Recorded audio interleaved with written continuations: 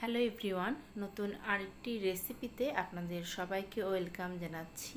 আজকে আমি আপনাদের জন্য নিয়ে এসেছি কহি দিয়ে কাঁঠাল বিচি দিয়ে একটা রেসিপি। যে রেসিপিটা গরম ভাতের সাথে খেতে বেশি ভালো লাগে। রান্নাটা করা খুবই সহজ, আশা করি আপনাদের ভালো লাগবে। এখানে প্রথমেই আমি 5-6টার মতো কহি প্রথমে ছড়িয়ে এগুলোকে একটু পরিষ্কার করে নিয়েছি। এগুলো কিন্তু ছুলে নেবেন না, হালকা উপরে আপনারা এটাকে দায়ের উপর প্রেস করলে পরে উপরে একটা পাতলা আবরণ থাকে, সেটা পরিষ্কার হয়ে যাবে। সেগুলোকে পাতলা পাতলা স্লাইস করে কেটে নিয়েছি। আর 10-12টার মতো কাঁঠাল বিচি একটু চাকচাক করে কেটে নিয়েছি। এই কহির সাথে আমি দেব, এতে করে খেতে ভালো লাগবে।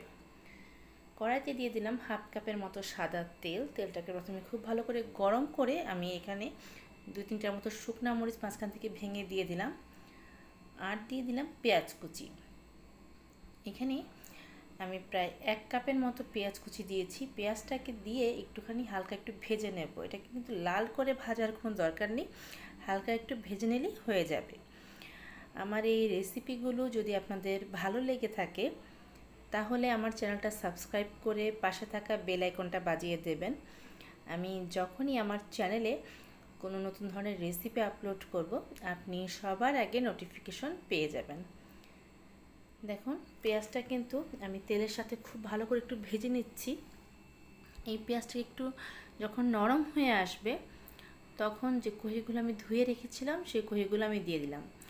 আমি কিন্তু কহির সাথে যে কাঁঠাল বিচিটা একত্রে রেখেছি এবং সেটা একসাথেই দিয়ে দেব, কারণ কাঁঠাল বিচি কিন্তু সিদ্ধ হতে সময় লাগে। আর যেহেতু এই কাঁঠাল বিচিগুলো আমি আগে থেকে ভাপ দিয়ে রাখিনি, তাই এটা তেলে একসাথেই দিয়ে দেবেন। আপনাদের কহিটা সিদ্ধ হওয়ার সাথে সাথে কাঁঠাল বিচিটাও কিন্তু একদম সিদ্ধ হয়ে যাবে, না হলে কিন্তু কাঁঠাল বিচিটা শক্ত থেকে যাবে, এটা খেতে ভালো লাগবে না।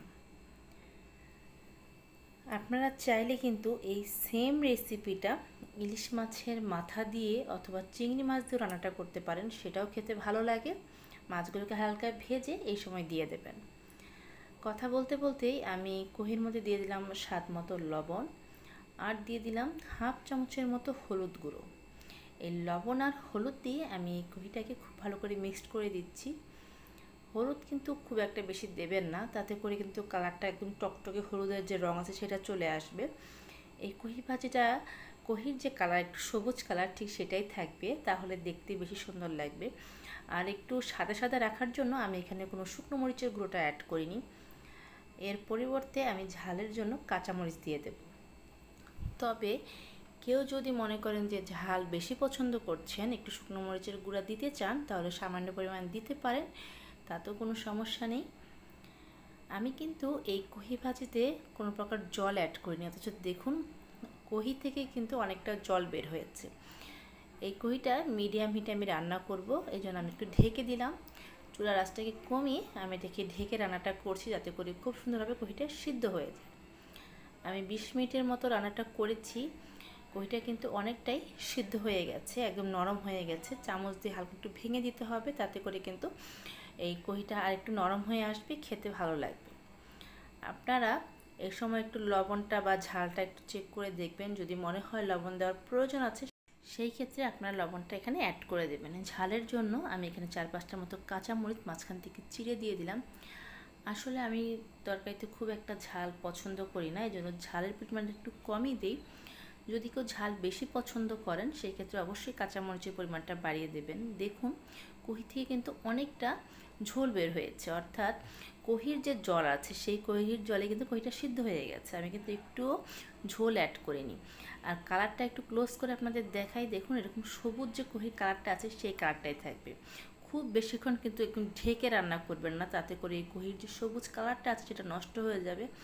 আর সত্যি কথা বলতে, যদি তরকারি রঙটা দেখতে সুন্দর না হয়, আমার কাছে কেন যেন মনে হয় সেটা খেতেও টেস্ট হয় না। তাই এখন আমি এটাকে না ঢেকেই রান্নাটা করব। এই রেসিপিটা সিম্পল একটা রেসিপি, অথচ গরম ভাতের সাথে খেতে ভীষণ ভালো লাগে। একদিন বাসায় যারা এভাবে এখনও এই রেসিপিটা ট্রাই করেননি, একবার হলেও ট্রাই করবেন, আশা করি আপনাদের ভালো লাগবে। হয়ে গেল আমার কাঁঠাল বিচি দিয়ে কহি ভাজি। আমি প্লেটে সার্ভ করে নিয়েছি। দেখুন একটুখানি ঝোল রেখেছি যাতে করে গরম ভাতের সাথে খেতে ভালো লাগে। ফিরবার নতুন রেসিপি নিয়ে। ভিডিওটি দেখার জন্য সবাইকে ধন্যবাদ।